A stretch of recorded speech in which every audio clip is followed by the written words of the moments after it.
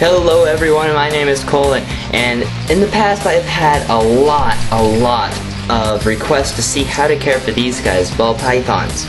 So today I'm just gonna kind of make a video on how I care for my ball pythons. So here we go. Welcome to ClassyHerps.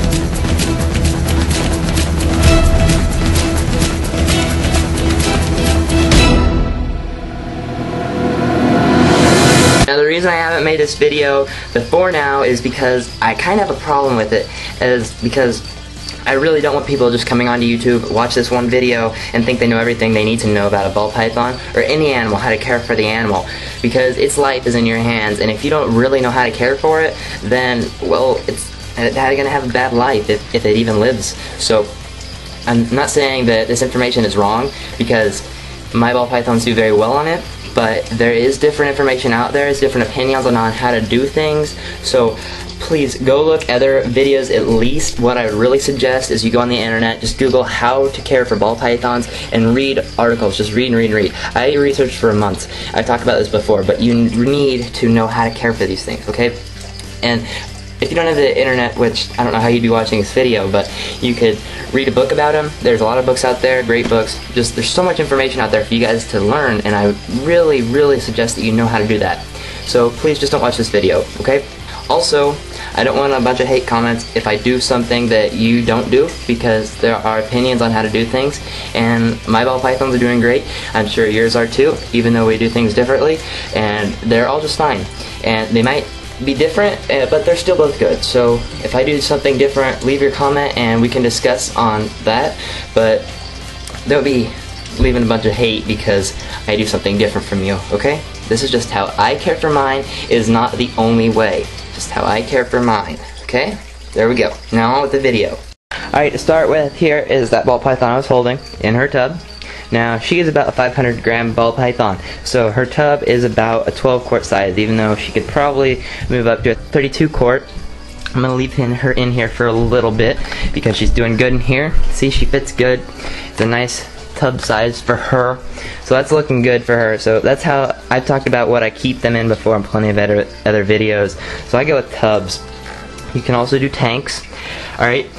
Now, you're gonna want to have a water bowl in here, of course. I change the water weekly and dump it out, clean it out, everything, and then also give them a hide. If you don't want to go all out and get the special hides like rock hides or ceramic hides or whatever, you can just take a bowl and cut the front out as a little opening and just put that on there just like that. And they treat it just the same. She's gonna curl up under there and she's just gonna be nice and happy. Alright, now substrate. This is a pretty big thing that can be different for everyone. I use rephibark. You can also use cypress mulch, which it comes in a bag like this, and that just makes sure there aren't any bugs in that. Freeze it. Do whatever you do to get the mites out of it, because you don't want that to happen. See, there's cypress mulch. You can buy it in giant bags. So you can use that. You can use aspen bedding, even though I wouldn't advise aspen bedding because it doesn't hold humidity very well without getting moldy. So personally, what I would recommend the best is this rephibark. You can just buy that at pet stores. It doesn't come in very big bags and it might be a little pricey. It's definitely going to be more than a bag of cypress mulch, but I think it's better because it comes in more solid pieces and not all the little stringy things that kind of get stuck to their skin and stuff. If you can go with that, it holds humidity great. Now, talking about humidity, this is something that is also going to be huge in between people. Now, honestly, I don't really think we know enough about ball pythons in the wild to be able to say exactly what % of humidity they need at. Now, obviously, the humidity levels change throughout the year, as they would in any region, so you can't just say 70% humidity or 40% humidity year-round, because that just doesn't happen. Especially because ball pythons come from a pretty large area of West Africa. From the west side to the east side to the north side to the south side, there's going to be some humidity differences. Okay, there's going to be some differences there, and the snakes coming from there can all be mixed and inbred, and you don't know what the level of humidity that they like. So what I do is, because on the internet you can read and read and read, and about each different place is going to tell you a different humidity level, like a percent. Some places might tell you 30%, some places might tell you 80%, and everywhere in between. So what I do is I tried it all, and I found that no two snakes are exactly alike for their humidity requirements. So how you can tell this is look at their underside. See how her underside is all white? Nice and white like that? That's a healthy underside.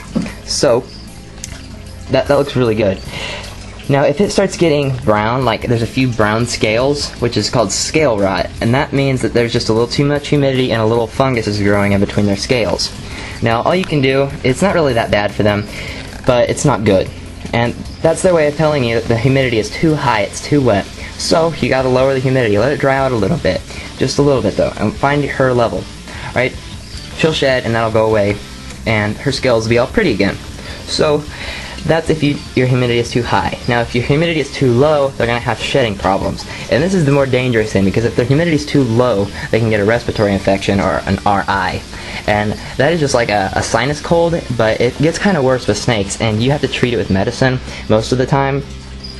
And that can be pretty bad. But the real way you're going to tell is if she sheds, he or she sheds in a little stuck pieces, or a shed is stuck on them, or it's in a bunch of pieces. If it's a healthy shed and your humidity is right, it's going to come off in one solid shed. So that's how you can tell you got humidity. And honestly, the animals can go different from so much. My normal ball python, Alan here, he likes his pretty much bone dry. And if I give him any humidity at all, he starts getting scale rot right away. Now on the other hand, my ball python, Xanthic ball python Grace here, she likes it wet, like wet. See, her substrate is just soaked, and I found that she does best on that. Really, she does. She doesn't have any scale rot. Her belly is just perfectly clear, and her scales just look beautiful with all of that shininess and wet on it. And she does really good on it. She feeds great. She's super healthy, and she knows it. She likes that. But then, you know, on the other hand, my ball python Alan here, if I give him that humidity, he would probably go off feed and hate me for it. So there's a huge difference just between the two snakes. Same species, everything. There is just a difference. There is. And so don't let anyone tell you that there's a certain level of humidity that you have to have. You just kind of have to find your ball python's humidity level. And that just takes a little while. So just work with them, lower it, raise it, do whatever you have to do. You'll find it. Alright, next up we're going to talk about temperatures. See, this is my Helix thermostat that's heating my whole rack here. You saw it was set at 90 degrees, and heating is not as different between snakes as humidity and everything else, but it can be a little bit. But I keep all mine at 90 degrees because I can't really change that because they're all on the same tape. Just slide the tub back to the heat tape, which you can see back there. Get it about half and half for these 12 quarts. And then as they get bigger, I made this rack so that it can fit the big adult sized tubs, 41 quarts. So see, that goes all the way to the back just like that. They're all the same height though, so eventually they'll get bigger. On the topic of tubs, what I need to say is when you have a little baby ball python, they're very skittish, and so you're not going to want to keep a ball python in a big tub, or any snake really, because they are very skittish, and they're not going to eat in a big tub because they're going to feel insecure. Snakes like small spaces. So maybe a ball python that is just born, you know, keep them in a 6-quart tub about this size, and they don't fit in a rack like this. They're too small, so you have to get a baby rack, which I'll be getting soon, until they're about, you know, 200 grams or so. Keep them in a 6-quart. Then when they get to 200 grams, you can move them up to a 12-quart. Alright, and then they're going to let them sit in there and let them adjust and eat and eat and eat until they get to about 500 grams. Or a little bit more than 500 grams. When they get to that level, you're going to move them up again to a tub size like this. This is a 32-quart. You see? This is a snake that's about perfect size for this tub here. See, she does good in there. And that goes back to about that far, right there. Okay? And then, when they get up to about 1,200 grams, I say, which is breeding size for me, I move them up to these big, adult-size 41-quart tubs, which go all the way to the back of the rack. So, but you can see here's a snake that is breeding size, and she's doing good in this tub. I'll stretch her out here. You can see, put her head and hide, and she'll go for it. You see she's a little longer than the tub, but that's what size they should be in for these big tubs. Now if you give them anything too big for them, they get stressed out by all that space, and that's not good because they're going to stop eating and they might get aggressive. So, you know, give them the correct tub size helps everything. It makes a world of a difference. So upgrade tub size as they upgrade, as they get bigger. Alright, now to everyone's favorite subject, the feeding. Okay, you can see this girl right here is pretty aggressive. She's pretty chubby, but I'm going to get her out here, and you can see how they're not very aggressive, honestly. She can put on a big show, she can do whatever she wants, but she's not really going to bite me. So, you just got to pick them up and be brave, and you can see she's not going to do anything to me. I know that. But about the feeding, so, she's pretty thick, you can see. She's a pretty thick ball python. Ball pythons are known for being thick. They're very fat-bodied animals. Okay, so how you're going to feed your snake is about, the good rule of thumb is feed a snake about the same thickness as the thickest part of their body. You can see here, she's pretty thick. I can't get a really good shot of how thick she is, but, you know, there. So you're going to want to feed her a rodent that is about as thick as her. Now with ball pythons, I don't listen to that rule, I'll tell you the truth. I think they can handle something a lot bigger than you think they can, a lot bigger than that rule says they can. I've been doing it for a long time, and my snakes are happy on it. They're growing nicely, and it's just a lot better for them. You can feed something quite a bit bigger. Not huge, like crazy big, but you can feed something that's quite a bit bigger than how thick they are, because they can expand quite a bit. They really can. You'd be surprised. And that lump that they're really stretching out on goes away after a day, so don't worry about that. It might look painful, but, you know, it's really not. They're happy with it. So, that's how I do that. You can argue with me all you want about power feeding and things, but yeah, you can feed them a little thicker than they want. Now, she's going to be eating a decent-sized rat. Not an adult, by all means, but she's going to be eating a nice-sized rat. On the other hand, my Kenyan Standbo over here, who you can see is pretty small, and he's pretty thin. He's not even as thick as my pinky. So he's going to be eating fuzzy mice. So, with a rule with him, because he's not a ball python, and a lot of colubrids, I would say, definitely listen to that rule, because they can't stretch as much. So, only feed the thickness, so that's definitely a big deal on them, because you don't want to overfeed them. Okay, now I'm going to talk about the big thing. Everyone wants to know how aggressive are these animals. Am I going to get bit? Is it going to eat me? Okay, talking ball pythons, no, no, and no. Alright, so you saw what she was doing earlier. She was getting in that famous S position like she was going to bite me. And I just picked her up, and she didn't. So, she's not really going to bite me. I could wave my hand in front of her head, and she's not going to bite me. She might hiss a little bit, but she's not going to bite me. So, ball pythons are really nice, just by nature. And I never handle this snake, like, ever. Just once a week to clean her cage is all she gets handled. So that's why she's a little bit cranky, like she gets in that S position, like she's going to, because she doesn't know what's going on. Now I'm going to explain why snakes want to bite, or really any animal. Okay, so you can see in the wild, this is their instincts coming in, because these are so wild animals. Alright, now, why is she doing this? Well, in the wild, you see, the only time a big animal is going to pick on a smaller animal is because it wants to eat it. It's not going to waste time on something that has no point. Like, a little animal's not going to mess with a big animal because it's just going to get eaten, because that's just how nature works. So, a big animal like a human comes along and messes with a little ball python like this, and they're pretty vulnerable animals. They're pretty vulnerable, especially when they're out of their hide. So, they think that they're going to get eaten, you know? That's just how it is. So, they're going to have to defend themselves, and that's the only way that snakes defend themselves is by striking. Most of the time, maybe some of them musk, but their main defense is striking. So, that's what they're going to do.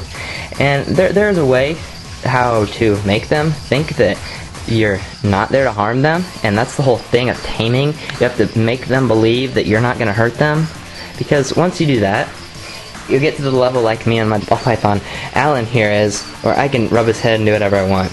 I hold him like every day for a year now, and he is the tamest guy ever.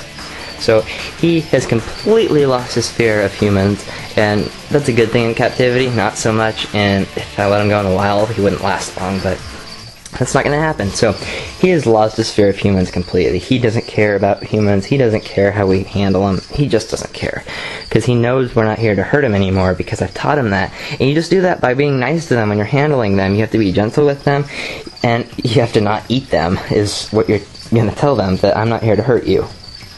But that's why snakes do that. They don't. strike at you because they're mad at you. They don't strike at you but just because they hate you or whatever other reason you had going through your head. They strike at you purely in defense because they don't want to get eaten themselves.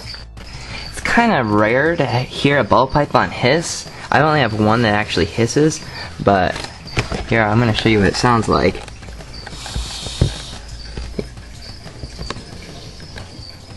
You hear that?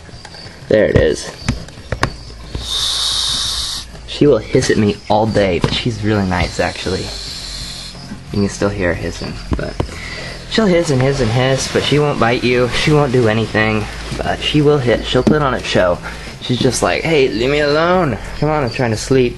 Because ball pythons are nocturnal, which means they are awake at night, not diurnal like humans are, which means we're awake at day. So they're trying to sleep right now. We're just waking them up. So they're just like, leave me alone. So that's how that is. So I'm gonna put my ball python Alan here back, who was around my neck and didn't kill me. Put him back there. He was in my shirt. Alright, now last but not least is the maintenance. You only have to do this really once a week. That's why snakes are just so easy to take care of, because you only have to do this once a week, and maybe it takes a minute. So what you're going to do is you're going to take the hide out, and you don't have to do this, but I do this just because I like doing it. It shows my advancement, and I come over here and weigh them.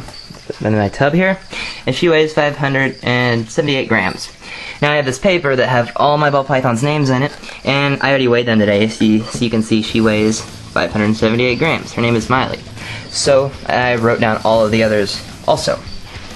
So I'm just going to let her sit in there, and they don't move, usually. So you're going to take this, it's kind of hard to do with one hand, take their water ball out, water bowl, dump it in the trash can, or dump it wherever you want. Take a paper towel, clean it out, one hand. You can use two hands if you want. Wipe that out. It's better than that, but throw the paper towel away. Get that situated there. Your water. And fill the water bowl back up. And if you spill it, that's fine because it helps add to their humidity. And I know she likes a lot of humidity, so, and then you can get the substrate all wet too. I've already done that, so I don't want to get any wetter. Put the hide back in there, come back over, get the ball python, who is still sitting in there nicely, and bring her over, and put her back in. And she'll probably go back under her hide there if I guide her. Yeah, there she goes.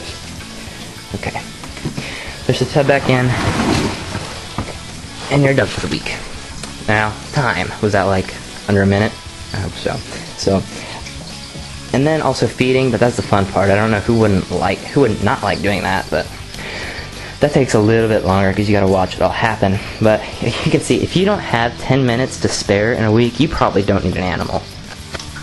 Alright, so if I left anything out, be sure to leave it in the comments. Tell me what I did. Tell me what I did wrong. Tell me what I did good. Alright, sorry about no pup of the week. I just didn't have time this week as that was pretty long, you know. I'd like to give a shout out over to Cornsnake33 Kaylee. She's doing videos again. She just opened a reptile contest. I'm a pretty big fan of her. She got me into reptiles. She really did. So go subscribe to Kaylee, enter her reptile contest. That's Cornsnake33 again. Go do that. Thank you guys, and see you next Monday.